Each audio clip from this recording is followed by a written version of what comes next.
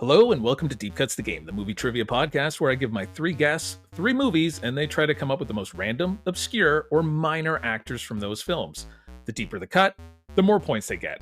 I'm your host, Jeff Penn, and with me as always, the man who, if he was a detective film, he would be Dick Tracy.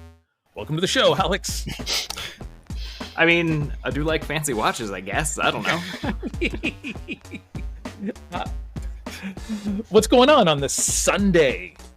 Not much. I just got off like a 5-day stretch of seeing something theatrically every day. And honestly, it was great. Recommend that to everybody. What a good time. But as I have mentioned before, as much as I love the theater, God, I hate theater audiences as of late. So I was most excited this summer for Weapons. That was kind of like the movie that's like top of my mind for the last few months of like, can't wait for that to come out. So I figured I would try to find the best theater and audience for that, and I ended up winning tickets to like a press screening a couple days in advance, and I figured that would be the best bet because that's how I also saw Bring Her Back, and that audience was locked in, they were on board, we had a great time. Because when I saw Together a couple days ago, terrible audience, people talking through it, people on their phone. I had a couple in the back that were like fully interacting with Allison Brie, like, girl, go. I'm like, she cannot hear you.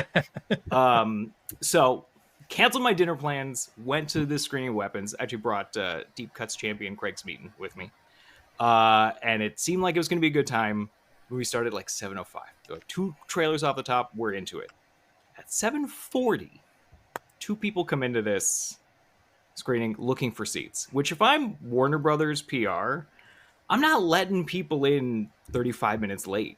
Because they're going to be disruptive. You're going to distract everyone. You're going to distract critics. This seems like a counterintuitive plan. But anyway, they start loudly looking for seats. They turn the flashlight on their phone to like look around, which is insane behavior at any time, but let alone 40 minutes into a movie, which fully everyone's looking at them. We missed like one of the earlier jump scares in the flick. Like you could hear it happen. We're like, well, I don't know what happened, but anyway. And so there's an empty seat beside Craig, who's sitting beside me, and there's another one like 2 rows up. So they split up. This guy sits beside us. He sits. He's quiet. That's fine. He doesn't turn his smartwatch off, which was annoying, but whatever. However, his friend, his partner, whoever he was with, who's 2 rows up, 15 minutes later pulls out their phone for like a solid 2 minutes and then puts it away. And we're like, okay, you weren't here at the beginning when they're all like, don't use your phone, but also that's just common courtesy. But then pulls it out again, like another half an hour later, and is just scrolling through apps. Like you're not even messaging or doing anything remotely important, just scrolling through. So after literally 3.5 minutes, I'm like, put your phone away. Like I can't do it. Put your phone away. They don't even register, which I turned to Craig just shocked. Like, I'm so surprised that this has happened. And then another person, one of the critics, they're in their reserve seats, 30 seconds later is like, turn off your fucking phone. Again, nothing. Like, didn't even register. It's like, must be talking to somebody else. And just like keep being on their phone. And then finally a guy at the very back was like, turn off the phone. Which also did nothing. Like, this person was so oblivious. So Craig turns to the guy beside us, is about to say, can you text your friend to turn off their phone? And they finally put it away and did for the rest of the movie, which was fine. But like, man, it took me out and took me a long time to get in. But credit to the movie, I still really, really dug it. And it pulled me eventually back into that story. And I was like totally locked in because it's such a good year for horror. Mm-hmm. Yeah. Do you think the theaters, considering, you know, like, okay, you won the tickets, but people, like, for the most part, people pay at this point a lot of money to go to see a movie at this point now. Do the theaters not have an obligation to have maybe an usher standing there? And I know that'd be a super boring job, but maybe not. I'd love to stand there and watch a movie all day, you know, but like, just, hey, flashlight, you, turn it off. So 2 things about that. One, during TIFF, there are ushers, and that's their job. And also, if they needed volunteers, God, I would love it. The justice. But they have these like little pen lights that are like as bright as the sun. And they will find whoever's on their phone, and they will spotlight shame them, be like, put your phone away. And it works 100% of the time. But I would also love somebody, and I'm not smart enough to do this, so this is my call to action to the world. Somebody build an app that's either standalone like Yelp, or it it can be worked into like Cineplex, Regal, AMC, Landmark, whatever, where it's basically like, here are your theaters, and here's everyone's review of the general audiences. It's like, oh, this one's like a 4.5 out of 5. The audiences are pretty good at this theater. This is like a 3.6. Because I will drive further if you're like 99% of the time these audiences are great, as opposed to my close theater, which is what I did with Yorkdale for Together, where I'm like, maybe this theater is good. It's not. It's a mall theater. I should have known. Because mall theaters, sorry, Jeff, I know you have one in your area, but I've had one good audience in the 5 times that I've been there, and it was for a second week screening of Drop. Yeah, nothing's worse than spending for like the VIP theater, and the audience is still terrible. Like every Mission Impossible movie I've seen, there have been children, because y'all just won't spring for babysitters in Durham. But somebody make that app, because I would love it, and then everybody can go in and just review their audiences, and if you want, you can call people out. You're like, F7 was terrible, and then Cineplex can go in and be like, oh, that was Hank, and he sucks. He's famously the worst one. We're not going to sell him tickets anymore. Well, good feedback, Alex. I'm sure somebody will work on that app, and it'll be great. Appreciate it. While we're talking about audiences, one of our guests here had, if I'm not mistaken, a screening of their movie last night. So let's bring in Derek Garrison. Derek, you wrote, directed, and even appear in, if I'm not mistaken, your new film called Van Damned. Yeah. So you're in Portland. So where were you playing last night?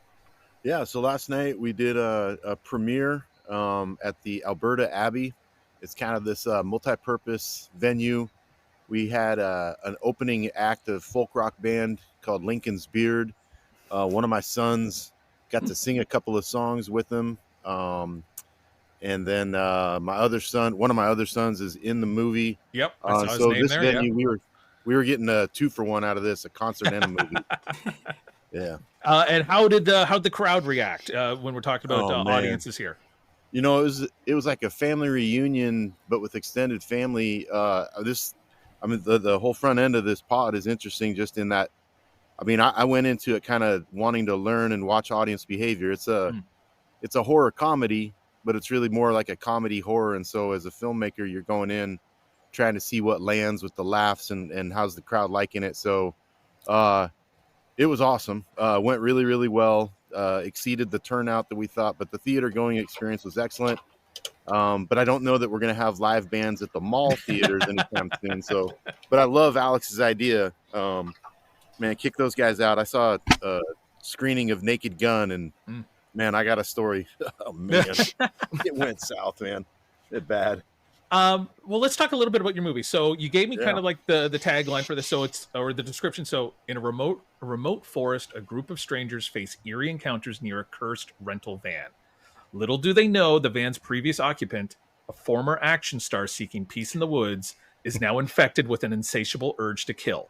So it's called Van Damned. I think we can all kind of imagine who this former action star is.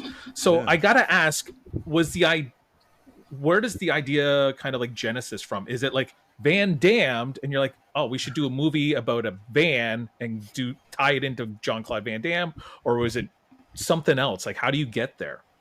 Yeah, well, it came from a bunch of different places. I'd say the two big ones were, I had done a short film with my son and this other actor, and their dynamic and playing off of one another was so funny that part of it was create a vehicle, no pun intended, create a vehicle in which those two could expand on that, on those characters and just have some fun. Okay.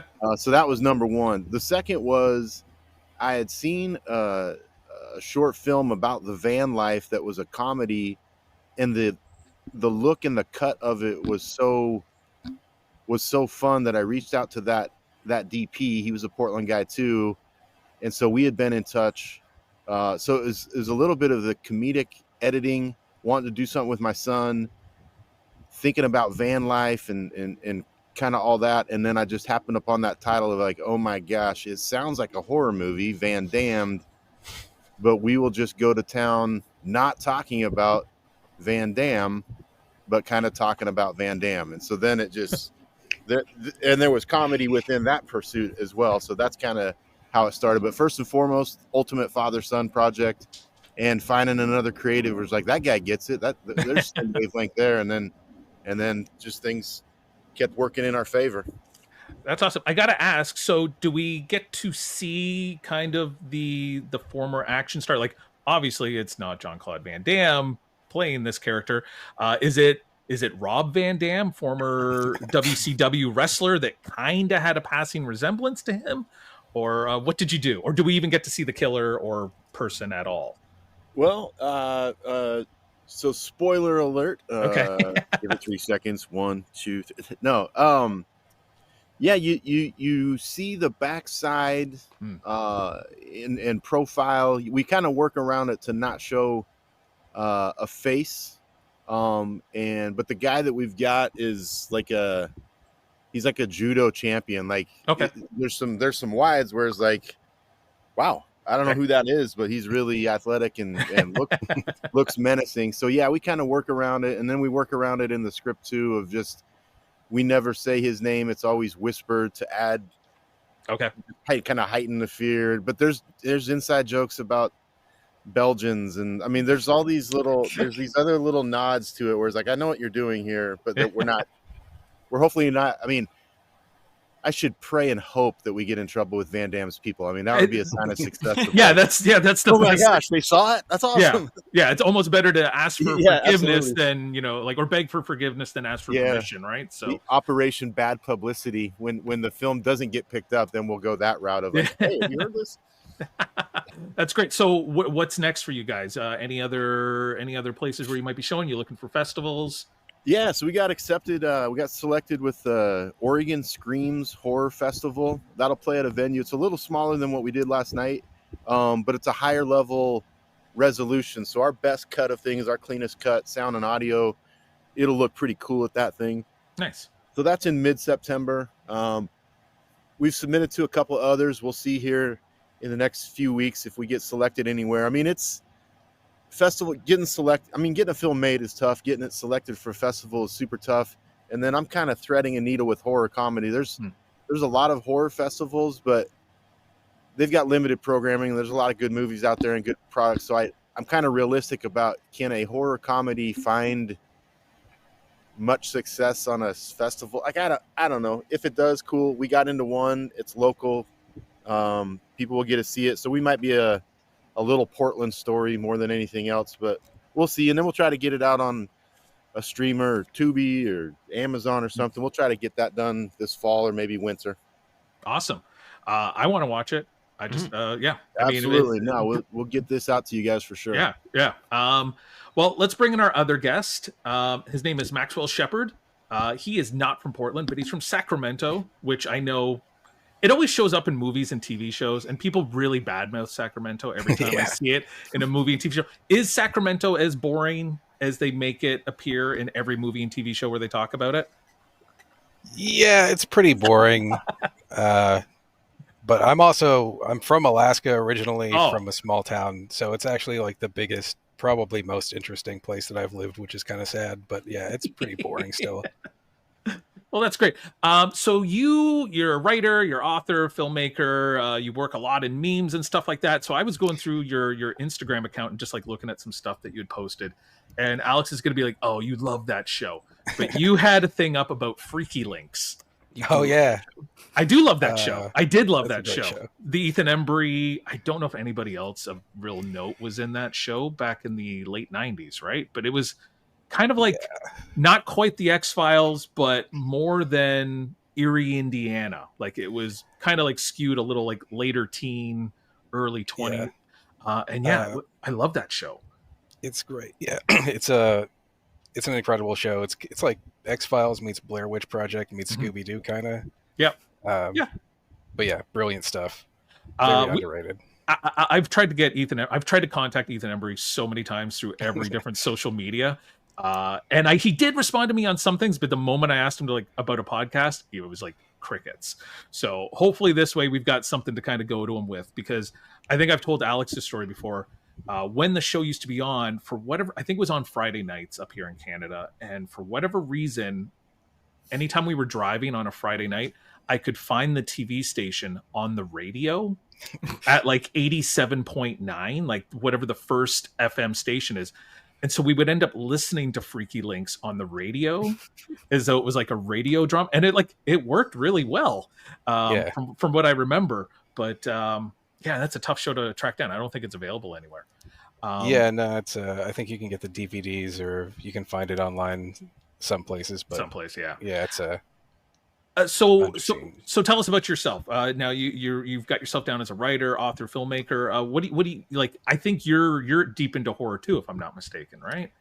Yeah, I'm a pretty big horror fan. That's kind of the number one genre. But then, I'll watch anything. But horror has always been, since I was a kid, probably since I first started, watching Scooby-Doo and stuff like that.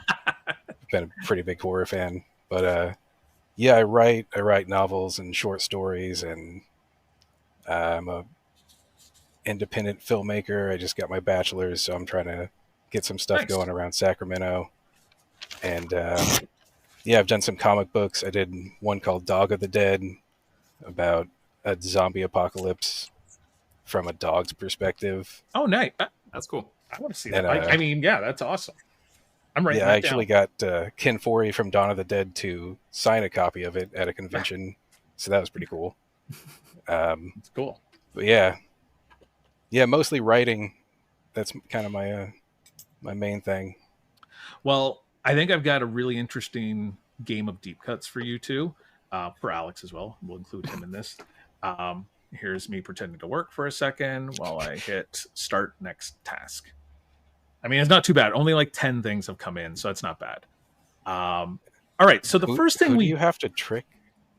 There's a time sheet here that's like, I'm supposed to be doing something for like 10 minutes and then something else for 20 minutes. But often we just work through and then we just set the timer. Like, yeah, that's what I was doing. But we just work on whatever's available. Because sometimes there's nothing to do in that particular category. But it's like, you're supposed to spend 10 minutes here. And I'm like, well, there's nothing there. So I just click it and sit there for 10 minutes while I do other stuff and then click it back. It's a horrible question. Who are we tricking? yeah. Somebody who's not paying me very much, so I don't feel super bad about it. All right. So the first thing we do when we play deep cuts is I give my 3 contestants an actor. And what you try to do is you try to tell me what is their best known for on IMDb. Everybody's familiar with IMDb, and you look at like Harrison Ford, you get their best known for movies. So today's actor, gotta look it back up, make sure I got it right, is the very well-known actor Jake Gyllenhaal. Oh. So Derek, since you had a big screening last night, maybe a little tired, I'm gonna put you on the clock first. What do you think is Jake Gyllenhaal's best known movie on IMDb? On IMDb, I'll say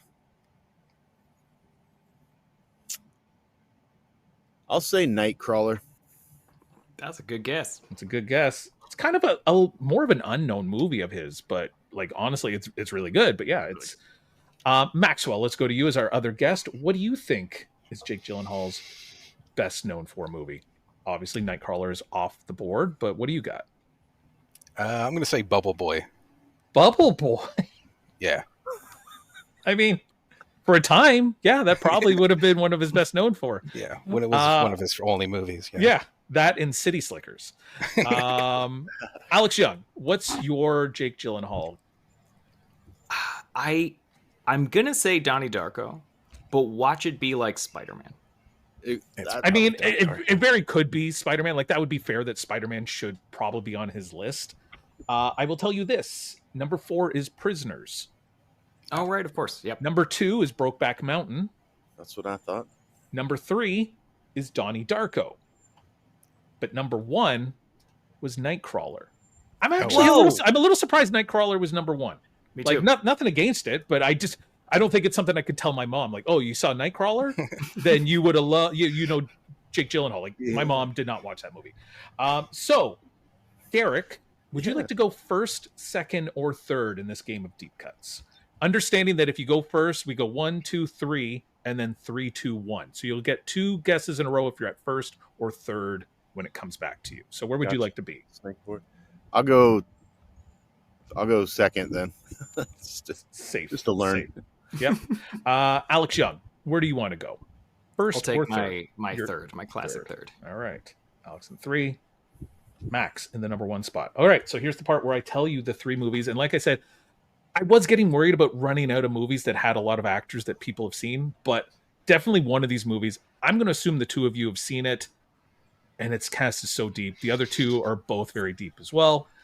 So starting from 2004, Blade Trinity. Oh. Then from 2006, The Departed. And then I've written down 28 names for this movie. From 2005, Sin City. The original Sin City, not the sequel. So while you guys are taking a moment to write down some names of actors and actresses that are in those 3 films, let's hear a word from our sponsors. Movie buffs and collectors, this one's for you. MoviePosters.com offers an incredible selection of posters for every taste, from obscure indies to your blockbuster favorites. Want a poster for The Longest Yard, the good one, or the Adam Sandler one? They've got both. Charlie and the Chocolate Factory, Willy Wonka, or just Wonka? They have all options in a variety of sizes. Go to MoviePosters.com and use the promo code DeepCuts15 to get 15% off your next order.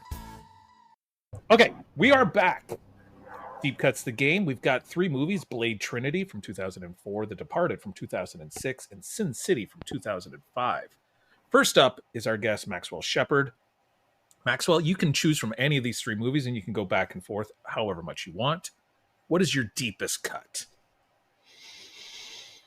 It's not that deep of a cut, but I'm going to say Devin Aoki from Sin City. It's pretty good. I mean, for whatever reason, she's listed like 5th in the credits, but I went more with my heart and knowing that like most people don't know what her name is or anything else she's been in. But so she's worth 9 points. For Very good. She's the one with the she cuts a lot of people in half. Let's just say that in Sin City. Yeah, she's very good. So Devin Aoki for 9 points. Derek, on a scale of 1 to 20, so 9 points is pretty good. Derek, what's your first deep cut?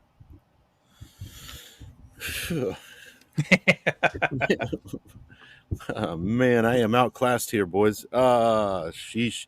These won't be deep at all. That's okay. We've learned that putting points on the board every round is way more important than getting 1 or 2 deep cuts. You know, okay. You don't put up any zeros and everything will be okay. And so got it. All right. Well, on a 1 to 20 scale, I'll go with, I mean, this isn't even that deep. I don't know. And I'm not even sure that he is in it. I might be misremembering. Okay. I'll just go easier then. I'll go Departed, Brendan Gleeson.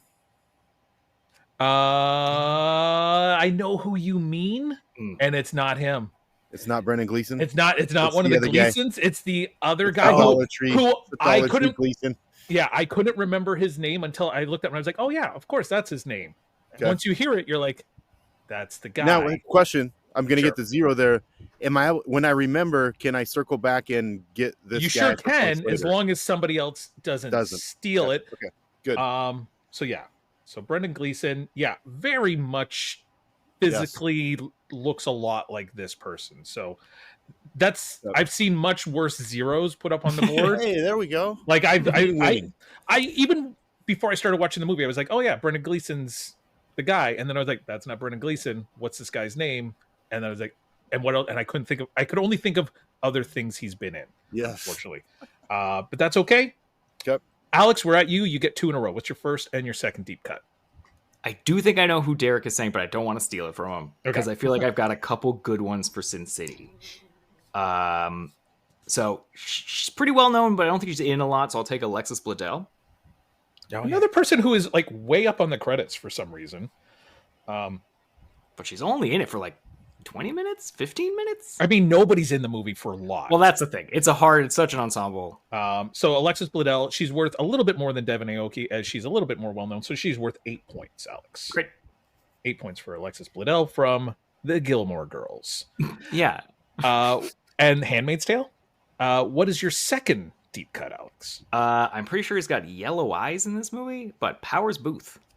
Oh yeah. There's a lot of people with weird eyes and stuff in this movie. It's and like the only color that's in it.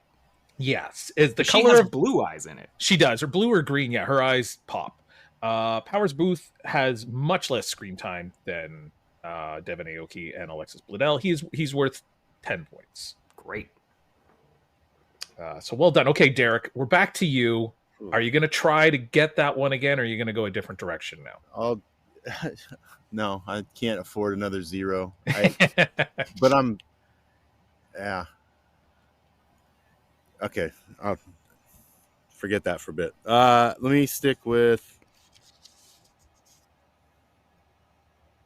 Sheesh, it's the only one to know, really. Okay, I'll go. Shoot, I'll go Martin Sheen, Departed. Yeah, if you get a point, maybe. No. I mean, hey, we know who the guys that are going to be worth 1 point, and then the guy who's worth 2, and then kind of like the 3, 4, 5. So this guy's worth 6 points. Okay. Yeah, he's a big time actor, but I mean, he's not in it all that long. He's not in it all that long, and takes a tragic fall at one point in that film. And I love all the bad guys after, like, I think we were a little rough on that cop. I'm like, yeah, you dropped him off a 12-story building, you jackasses. So yeah, Martin Sheen for 6 points. So okay. Maxwell, we are back to you. You get 2 in a row this time. You get your second and your third deep cuts. Okay. All right. Let's see here. I'm going to say Kevin Corrigan from The Departed. Mm-hmm. Yeah, as the one of the lead's cousins. Yeah. Who is like a small-time drug dealer Yes. and helps him get in to the crew. He's actually worth 12 points because he's not in it very much at all. And who's Kevin Corrigan for the most part, right? Like, but I think he was in True Romance. He's like one of the guys in the trailer with. He's in a lot of stuff, like a surprising amount of stuff. He was in a sitcom with Donald Loge. That's right. Yeah. Grounded for Life. Grounded for Life. Yeah. Yeah. That's it. And I think the wife is the woman who's on like Abbott Elementary now, if I'm not mistaken. She's like the Philly, the white who's like the. Is that her? I think so. Wow. Go Birds. Yeah. All right, Max, you're doing good. You got Kevin Corrigan, Devin Aoki. What's your third deep cut? I'm just gonna go with the Triple H from Blade Trinity. Ooh, wow. I was going to say I'd give you an extra point if you knew what his real name was, but I didn't write it down, so I've forgotten. Is it 3 H names in a row? It's like Henry Harrison. Well, it's his real. Yeah, it's Hunter Hearst Helmsley is his wrestling fake name, but his real name is like something like Paul Levesque or Levesque or something. It's like a French name. But you were right. Such a strange name to change. Yeah. To be your wrestling name. I don't get that, but so Triple H for 8 points, as he is one of the main baddies, has a big fight scene with one of the leads. Yeah. So yeah, Triple H for 8 points. Derek, we're back to you. You got on the board with Martin Sheen, which is good because I think you've put yourself in a spot where you're not going to get the lowest score of all time. Which is always a concern. People after a couple rounds get a little worried, but you're already doing great. Okay, did you say that you can, if you don't know the actor's name, you can like say something? Is it something else that they're in, or is it describing? Okay. Yeah. We don't take physical descriptions anymore because that seems a little vague. But if you're like, even if it was like, oh, they were in one episode of Seinfeld, or I got you. Okay. Well, okay. So the non-Brendan Gleeson guy. He's also in. I remember he's in Sexy Beast. Yep. He's the lead in Sexy Beast, essentially. Yeah, he's like the main dude. Like Kingsley steals all the thunder, but he's like the dude in that. Yep. And I'm recalling it. I'm not even sure. Like, I'm not sure he's like Irish or Scottish at all. He might be, but I think I blended him with Brendan Gleeson. But I'm pretty sure he's Irish. Yeah, like his name's Ray Winstone. Ray Winstone. Do we know anything else he's in? Like, I know him. He's in one of the Punishers. Like the Thomas Jane Punisher? No, I think he's in the next one. Oh, like the Ray Winstone. Warzone? No, you're thinking. You mean the guy who played Punisher? No. Oh yeah. Wait. No. He wasn't Punisher. He's one of the villains. Is he? Okay. Is he in Batman? I don't know. I got to look this guy up because he's a guy I know. He's but in I'm a not... ton of things. Yeah, He I think was that's a in lot of prison film in like the 80s or something. That was like one of his early roles. But yeah, I don't know. I'm gonna have to look that guy up because he's a person we all know and recognize. Ray But Winstone. if I had to name 4 things he's in, I couldn't do it with any other than Sexy Beast and The Departed. I couldn't tell you. So he's worth 8 points because he is kind of one of the lead villains' right-hand man. All right. Well done. I believe his big line is there's guys you can hit and guys you can't hit. And while that guy there is not a guy you can't hit, he's pretty close. Alex, we're back to you. You get your 3rd and your 4th deep cuts. I'm going to stick with Sin City, and I will take Rosario Dawson. Yep. Looking really good in this movie. She's worth 6 points, Alex. Great. And now I'm only 75% sure she's in this movie, but I'm going to guess it. Is Brittany Murphy in it? With, Brittany like, blonde Murphy hair? she is the waitress who has a relationship with a couple of the different characters. Once again, she's not in a ton. She shows up in kind of the 3 different stories as kind of like a bridge to all the different characters. So she's worth 9 points, Alex. Great.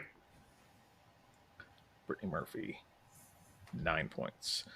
All right, Derek, we're back to you. 4th round. There's 6 rounds total. You're halfway home. Usually I get a halfway point breakdown. I haven't been doing that recently. Yeah, you're really dropping the ball on your one job, Jeff. Yeah, I'm sure everyone's like, oh, I need to know the points. But no, you guys are all doing great. I was so proud of myself. Brittany Murphy was going to be I was going to do that one. Okay. Well, there's a lot of ladies in this film, so. Yeah. Okay. Like I'm at this point where I'm like, don't try to win anymore because that ain't happening, but try to not embarrass yourself. So then, like, okay, the low hanging fruit of somebody, I'll try. I'm not sure his name, and so I don't know if this will work or not because I think I might be having his. I think it's Sin City, and I think it's Nick Stoller. Yeah, well done. You got it. Nick Stahl is Stahl? Stahl is his name. Okay. Nick Stahl is one of the villains, and I believe at the end of the film is completely yellow. Let's blow fade into yellow. Yeah, and he's worth 8 points as he's one of the villains. Stahl. Stahl. Yeah, Stahl. What's his big thing? Nick Stahl. I mean, he was in the 3rd Terminator, but my touchdown for him is Carnival. He was the star of Carnival with Clancy Brown and Clea Duvall. Yeah. Was he in Life as a House? Did anyone see that? I don't know, man. Carnival. All right. Well, there you go. So Nick Stahl for 8 points. That's a good deep cut. Derek, you're well past the embarrassment stage here at this point. Excellent. That was my goal. You're doing great. Max, it's your 4th and your 5th deep cuts. All right. Yeah, I don't know this guy's name, but he was in The Departed. He was one of the henchmen for the Irish mob, and he was also in Braveheart. He was like the Irish guy. Yeah, he's William Wallace recruits. Yeah, he's his. And for the longest time, I didn't know they were the same guy. Yeah. His name is David O'Hara. Oh. And yeah, I literally have written down Braveheart. He goes by in The Departed. He is Fitzy. Yeah, he's like kind of Braveheart's William Wallace's right-hand guy. He's crazy in Braveheart. And I always thought it was Casey Zamasco. I don't know if anybody knows who Casey's, like the star of 3 O'Clock High. I was like, oh, that guy looks like Casey Zamasco. It's not him. It's David O'Hara. And I what is this? See 3 O'Clock High. Oh, you haven't seen that? Oh, Jeff loves that movie. I love that movie. It's great. He's got the line. Fitzy's got the line where he's talking to another one of the henchmen, and they're like, "You know how I can tell who a cop is?" And he's like, "No, how?" And he's like, "When they're not paying attention to you." And he's like, "You see that old guy across the street? Cop." And it's just like they try to chat up a girl. She walks past him, and they're like, "See, she's a cop." So yeah, David O'Hara, very good. And did I tell you? Yeah, he's worth 12 points. So you're doing really good here. All right, what is your 5th deep cut? I'm going to go with Patton Oswalt in Blade Trinity. As kind of the weapons tech guy. Yeah.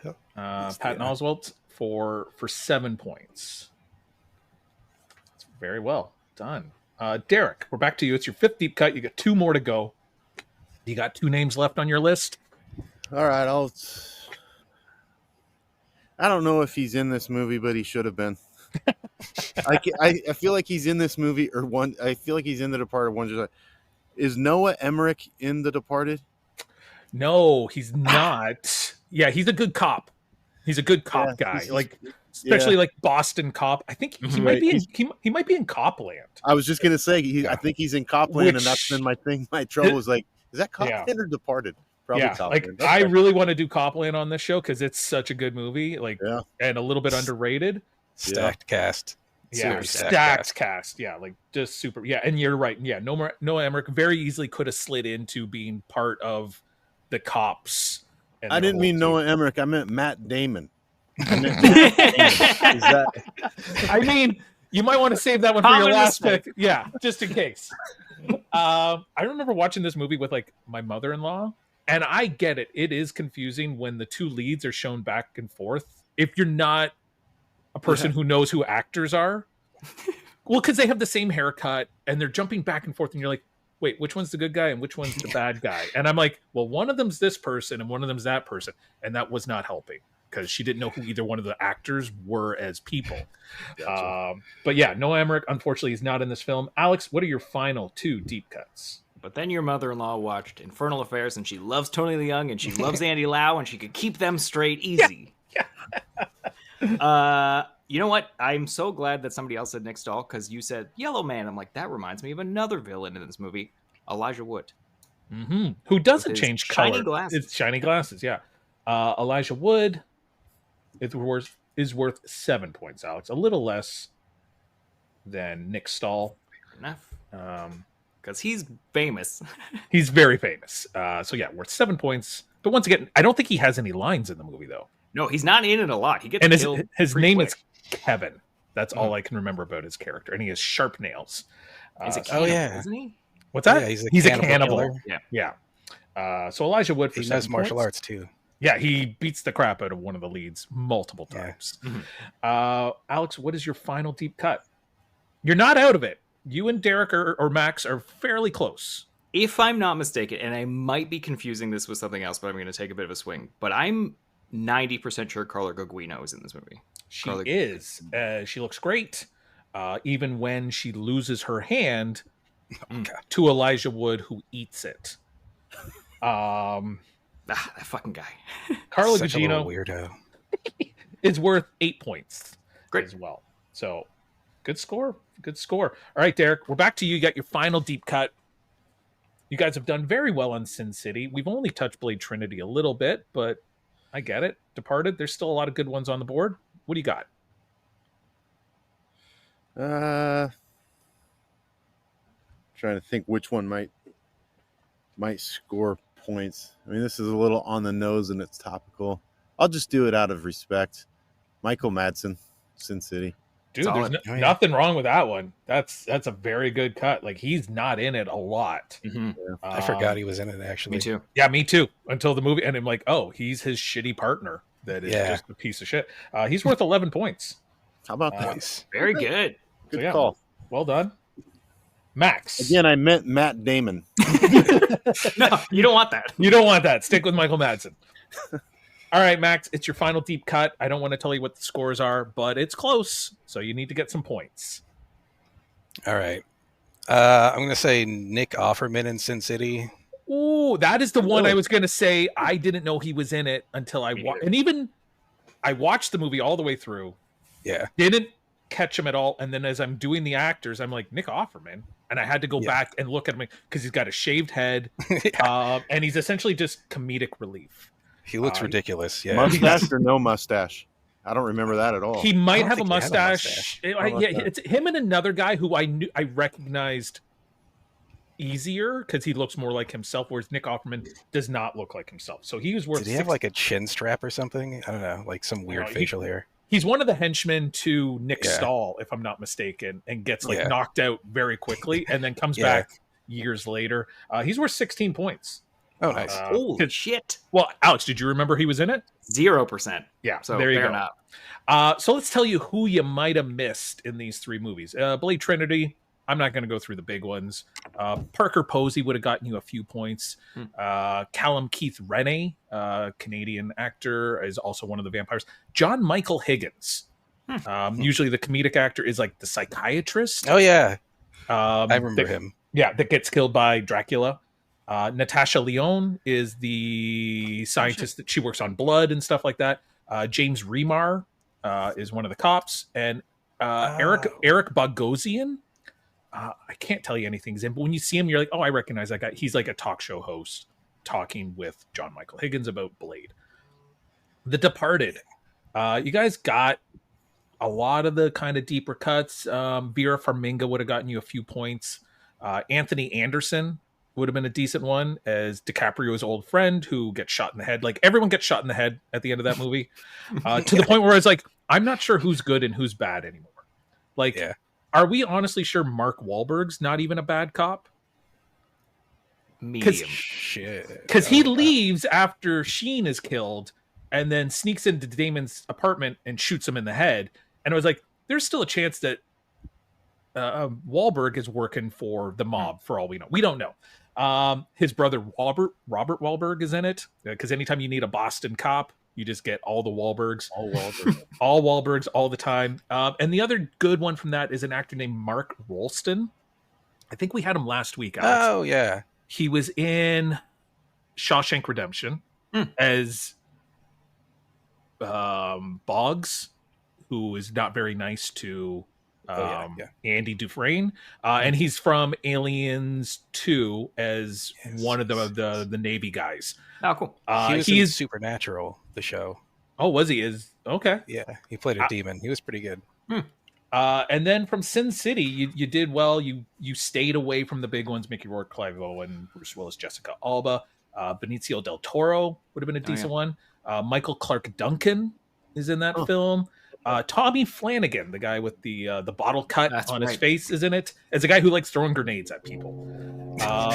Nick Offerman's friend is this actor named Rick Gomez, who you might know from Band of Brothers. He is the guy that does like voices. He's like pretending to be the general, and he's like, "You boys over there better get over the trees." Whatever, that guy. Rutger Hauer is in it as Hauer's brother. Josh Hartnett is an assassin. Nicky Cat is in it. He's got like a bullseye on his head, and I believe at the end gets shot through his head and has time to say, crap, before he dies. Jamie King, Frank Miller has a cameo. Marley Shelton, we were talking about Bubble Boy. I believe she's the love interest in Bubble Boy. Hilarious. Gets killed by Josh Hartnett. Robert Rodriguez gives himself a cameo. And then there's the little girl who grows up to be Jessica Alba. And her name is Mackenzie Vega. And I have a feeling she is the sister of Alexa Vega. I think it's her sister. Spy Kids. Yeah, I think it's her sister. And she's most notably known from the movie Maid, the Favreau Vince Vaughn movie. She plays the little girl. She is what's her name? Is it Famke Janssen's daughter? And then else you could have done the Wilhelm scream makes an appearance in this film. Sheb Wooley's in this film as a cop screaming as he gets kicked off his motorcycle. So the final score, everyone did respectable here. Derek, you got yourself up to 33 points, which is I think well beyond even the bottom 10 scores of this year. So you did great. Alex, 48, very solid. And Max, a very nice score of 64. Wow. You put up 16 there with Nick Offerman at the end. So congratulations.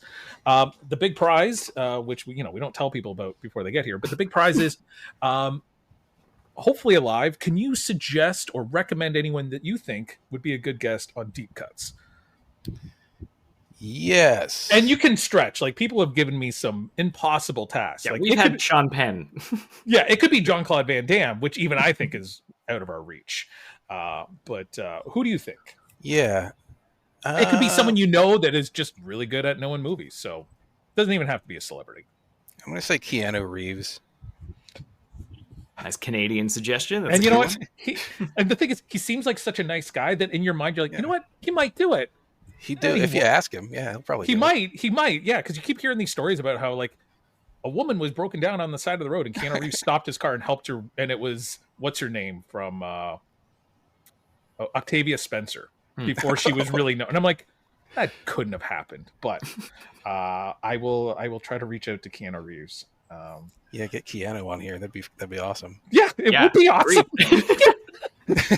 Yeah, thanks. He's going to be in town next month for Aziz's movie, Good Fortune, at TIFF.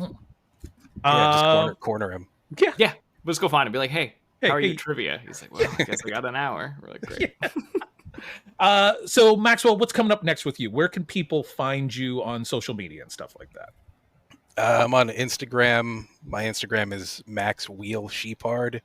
So just a little play on words. Not yeah, really, I wasn't sure. I was like, is his name Max or is it Maxwell? I wasn't sure, but yes. Yeah. But yeah, I've been working on different writing projects and just released my second novel called Crocodile Island. So anybody who likes reading novels about crocodiles and crocodile related creatures. And I'm definitely gonna try to track down your comic book Dog of the Dead. That sounds hilarious. I mean, not hilarious in the like funny, but I'm like, I do want to know what the animals are doing during a zombie invasion. Like, yeah, exactly. There's like so much potential there. They're doing this movie called Good Boy that's coming out about a dog in a haunted house. I saw the that dog's Fantasia, like the main character. Actually. Oh, yeah. really? And that, you know what I will say? That is the best dog acting that I've seen since like Homeward Bound. Like, oh, wow. Genuinely, Yeah. the dog is amazing in it. Those dogs were incredible in Homeward Bound, so that's high praise for sure. I know. Even the cat was good. Yeah, and it's hard to get a good performance out of a cat. Like, trust me, I know. Derek, we've got Van Damned. You're going to be playing in a festival out there in Oregon coming up soon. We're looking at hopefully other festivals. I'm definitely going to help promote this movie and let people know where it is, because even the trailer is funny. Like, I love the kind of the feel and the vibe of this movie. It looks like a really good time. So people can find you on Instagram as well, right? Like, just by searching up Van Damned is the best way to find you, if I'm not mistaken. Yeah, at Van Damned Movie is the handle, and yeah, I amazingly have not seen other Van Damned people capitalizing on that idea. So yeah, I think we're out there. Sounds great. I'm really very interested just from the description. Awesome. Alex Young, what's going on? You know what? Everybody knows what I'm going to say because it's always support local rep cinema. Can I cede my time and have Derek tell his Naked Gun audience story? I'm very curious. Yeah, let's hear it. What went down in that theater? Well, this was a weird one. So I got I got a free ticket to it. They're doing audience screening, and I'd never been to one of these, or it's been a dozen years since I've been to one. So you get there, it's a mall theater. Paramount is there, kind of, dressed up and taking notes and stuff like that. So I get a good seat. There's a good buzz. You forget that there's not trailers at this thing, I guess. And so it's just like, here we go, we're in. And I love Naked Gun, but I was realistic about, man, put your bar low. It's going to be really tough to eclipse it. So I'm excited, but I'm realistic. And so similar to your situation, Alex, so late, not as late, but probably 10 minutes late. And that's enough. Like we're kind of hitting a groove, but it's packed. And so the only seats are in the front. So in comes a group of 4 people, and that's kind of disruptive. And they seem to be late teens or maybe early 20s. It's a couple guys, a couple girls, and they start getting louder, and they're laughing. They're not laughing when you're supposed to laugh, but it's one of these obnoxious laughs where you don't know, like, are they mocking the movie? Are they mocking us? Are they high? What is happening?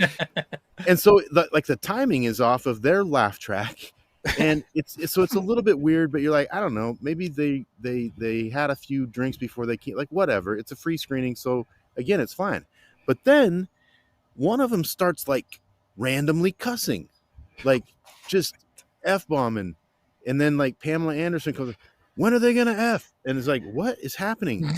But the weird thing was, I couldn't tell, is this like outburst of a mentally ill person? Is it, I've got an autistic stepson, is it an autistic person taking in the movie? Like, you couldn't quite tell, like, is this rude or is there something more going on? But then the audience turned on him. And so you just hear from the back, just like, shut the F up, get him out of here. And then you have the little laser pen gag with the power of the sun light pen, but he's moving, he's 85 years old. and he's fighting. So he's just shining the light throughout the audience. Like, dude, it's clearly coming from over here. He can't figure it out. And he's moving super slow. They finally see themselves out. The usher was of no use. So I love your idea of let's bring back ushers or an app or something. I like the app idea, might be the way to, but these clowns, so they left 2/3 of the way through it. And then of course, people clapping as they see themselves out. By this time, the guy has taken his shirt off. I don't know if he was going to fight people. What? So you've got a topless man with his skateboard yelling, people clapping because they're leaving. The usher just shining his light for no good reason.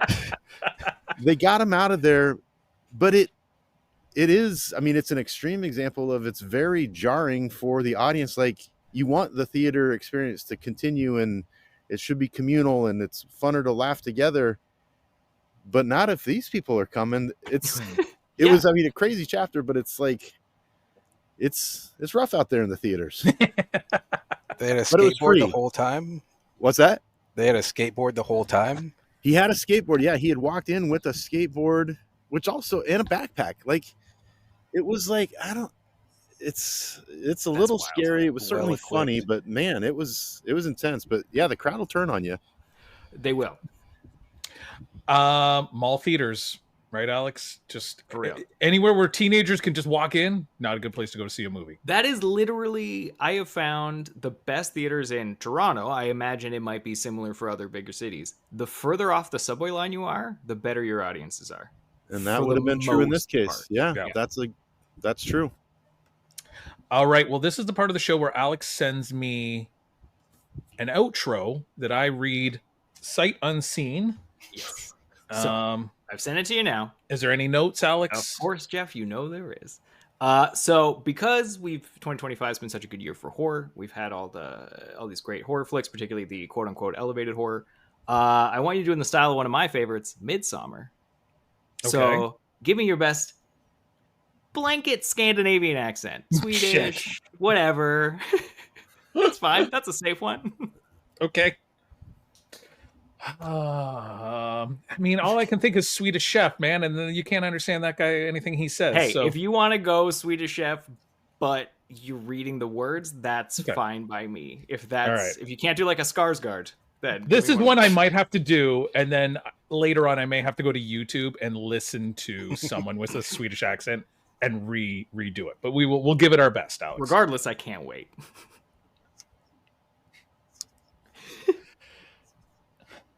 As the sun begins to slow its descent. That's Dutch. That's Dutch. You know what? It's close enough. That's pretty good.